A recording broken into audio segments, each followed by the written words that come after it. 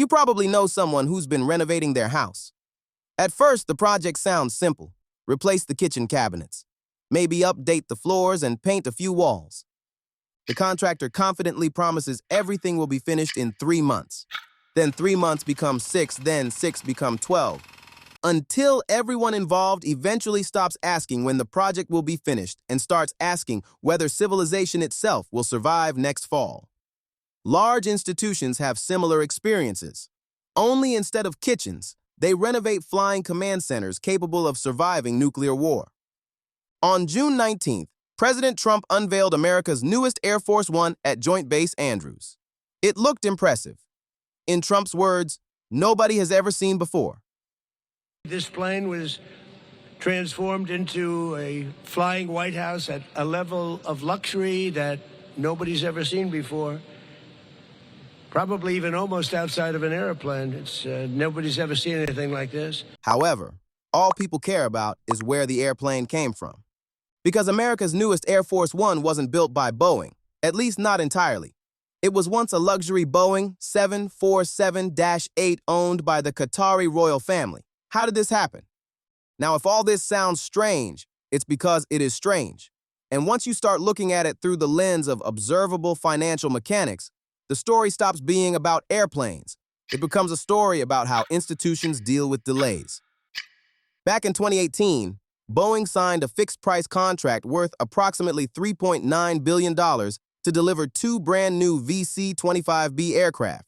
These were supposed to replace the aging VC-25As that have served presidents since 1990. At the time, everything sounded straightforward. New aircraft, modern systems, improved capabilities, delivery expected around 2024. Simple, except it wasn't.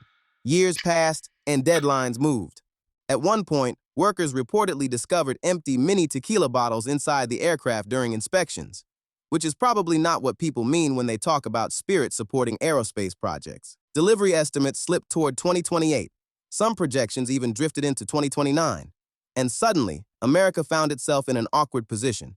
The current Air Force One fleet was getting old, very old. The VC-25As have been flying for more than 30 years and maintaining them was becoming increasingly difficult. Waiting another 3 years wasn't ideal, so the institution adapted. A 13-year-old Boeing 747-8 previously used by Qatar's royal family was donated to the United States. L3. Harris stepped in and modifications began. And less than a year later, America suddenly had a new presidential aircraft ready for commissioning flights.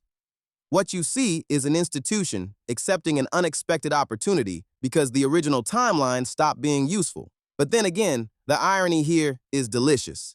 A luxury jet once carrying Middle Eastern royalty is now about to become America's flying Oval Office faster than Boeing could finish building its own replacement. Apparently, geopolitical diplomacy now includes regifting airplanes. And honestly, compared to fruit baskets, it's significantly more memorable. People often assume that setting a fixed price automatically solves budget problems. It sounds logical. Agree on a number, sign the contract, and stay within budget. Then everyone goes home happy. Unfortunately, reality has a habit of treating budgets like polite suggestions. Back in 2018, the Trump administration negotiated what was widely described as a cost-saving victory. The government secured a fixed-price agreement with Boeing worth approximately $3.9 billion. The idea was straightforward. Any overruns would become Boeing's responsibility, hence taxpayers would be protected. In theory, that's exactly what happened. Boeing absorbed the overruns. The problem is that absorbing billions of dollars in losses is considerably less enjoyable when you're the one writing the checks. Observers note that Boeing has now taken more than $2 billion in charges related to the program. The quiet discipline here is recognizing that fixed-price contracts don't eliminate complexity. They merely decide who suffers when complexity arrives. And complexity arrived when secure communication systems had to be integrated.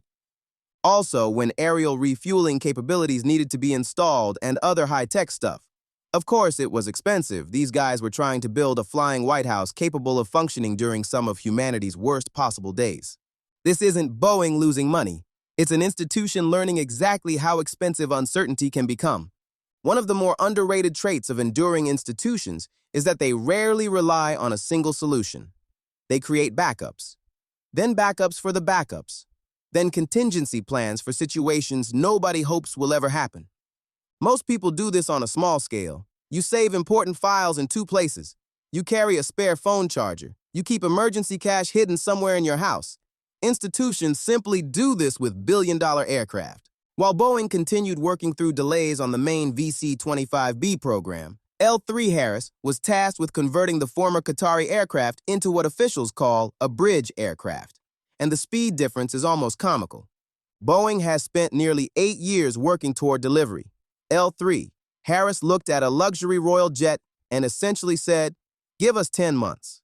You see, the bridge aircraft had a different mission: move quickly and provide capability. The idea here is understanding that institutions often solve problems by running parallel tracks. The first solution remains alive. The second solution reduces risk, and together they preserve momentum. It's the organizational equivalent of ordering takeout while waiting for your kitchen renovation to finish. You still want the kitchen. You just don't want to starve in the meantime. One of the easiest ways to recognize an enduring institution is by how it treats old equipment. Most people eventually replace aging assets. Institutions tend to stretch them, repair them, modernize them, and squeeze every remaining ounce of usefulness out of them. The current VC-25A fleet entered service in 1990. George H.W. Bush was president. The Soviet Union still existed. People rented movies from stores. Nobody knew what Wi-Fi was. Yet these aircraft continue flying presidents around the world today.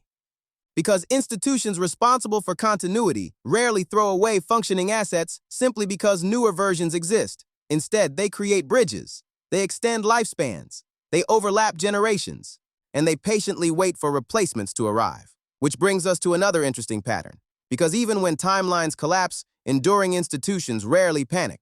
They adjust. And that's exactly what happened here. Most individuals experience one delayed flight and immediately begin questioning the entire aviation industry.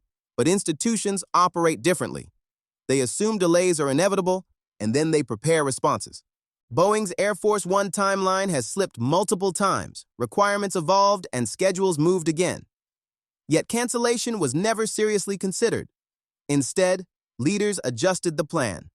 A bridge aircraft emerged. The old fleet stayed operational. Testing accelerated, and the mission continued. What you see is an institution refusing to confuse delay with defeat. It's worth noting that enduring organizations often distinguish between abandoning a goal and modifying the path toward reaching it.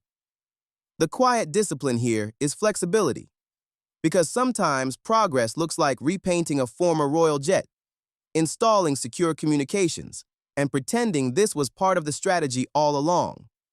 And that approach seems to work far more often than people realize. One of the more amusing parts of this entire story is realizing that even America's temporary presidential aircraft still needs to meet standards most luxury hotels would find intimidating. People hear the phrase Air Force One and immediately picture leather seats, elegant conference rooms, and maybe a bedroom fit for a head of state. And yes, those things exist, but they're almost secondary, because Air Force One isn't really transportation. It's a mobile White House, an office that happens to cruise at 35,000 feet while carrying the most scrutinized passenger on Earth. Note that presidential aircraft require capabilities that commercial aviation doesn't even attempt. The ability to function during national emergencies, and increasingly, discussions about integrating modern satellite connectivity technologies, including systems linked to Starlink. Apparently, someone looked at a palace in the sky and concluded it still needed significantly more antennas.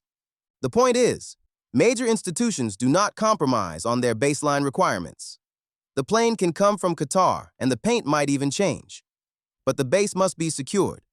They become flexible around methods, not around missions. If this story teaches us anything, it's that speed and scale often have an awkward relationship. Large organizations excel at handling complexity. Small, focused teams excel at handling urgency. Boeing has spent years navigating one of the most demanding aerospace projects ever attempted. Thousands of workers, hundreds of suppliers, security clearances, military requirements, technical certifications, endless reviews, and every change ripples through an enormous system. But L3 Harris inherited a very different challenge. They simply take an existing aircraft and modify it quickly while still meeting presidential standards and delivering capability. It's interesting. One company spent years attempting to build the perfect masterpiece, while another company borrowed a masterpiece and simply started redecorating. Of course, the comparison isn't entirely fair. Building from scratch is harder. Retrofitting is easier. But that's almost beside the point. What you see is something institutions understand extremely well. Sometimes waiting for perfection creates unnecessary vulnerability. Sometimes delivering 85% of the solution immediately is better than waiting years for 100%. These companies do not choose between speed and thoroughness. They just create an avenue for both and understand when each one becomes more valuable. And apparently, when the flying office of the President of the United States starts celebrating its 36th birthday, urgency suddenly becomes very fashionable. One of the easiest mistakes people make when analyzing large organizations is assuming they only care about function. And yes, function matters, but so does symbolism.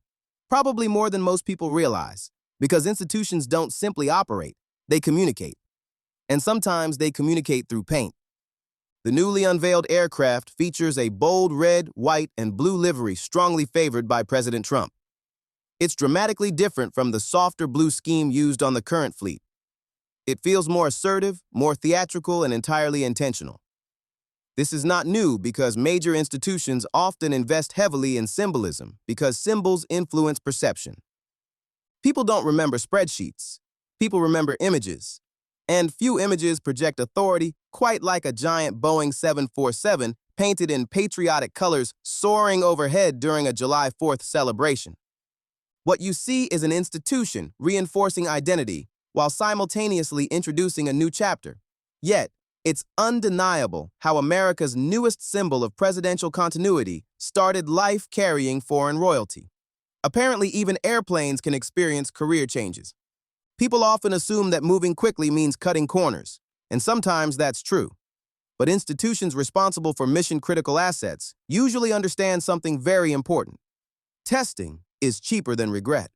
The bridge aircraft completed rapid modifications, but modifications alone don't create confidence. Testing does. Commissioning flights began shortly after the aircraft's unveiling, and systems were evaluated. Now, it's important to note that this balance between urgency and rigor appears repeatedly in organizations that manage long-lived assets. Speed matters, but reliability matters even more.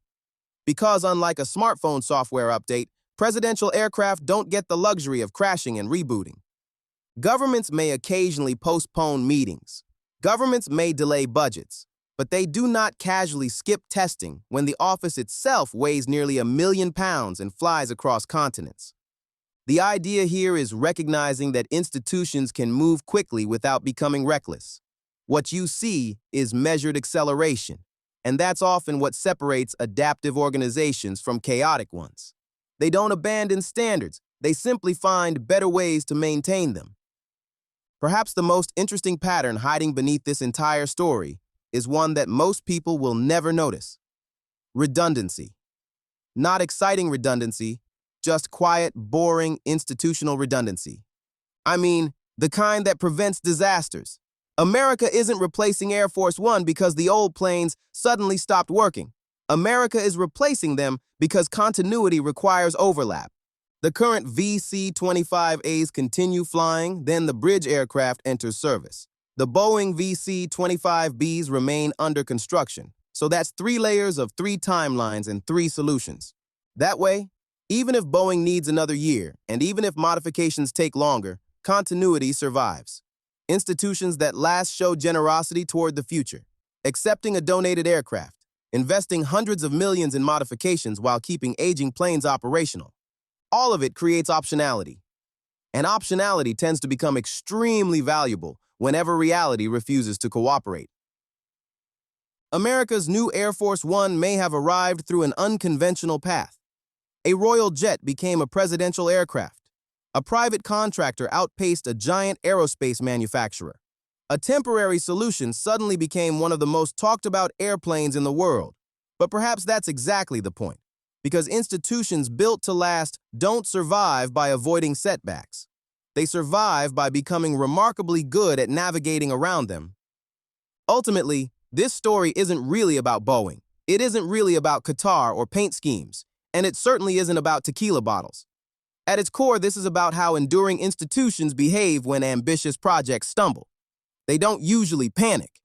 They don't usually start over, and they rarely wait for perfect circumstances. Instead, they improvise. They create temporary solutions, absorb losses, but preserve continuity. And they keep moving forward while everyone else debates whose fault the delay was. Sometimes that means extending the life of a 30-year-old aircraft. Sometimes that means accepting an unexpected gift. Sometimes that means repainting a flying palace in patriotic colors and pretending the detour was part of the journey all along. Now, here's another thing that successful institutions need.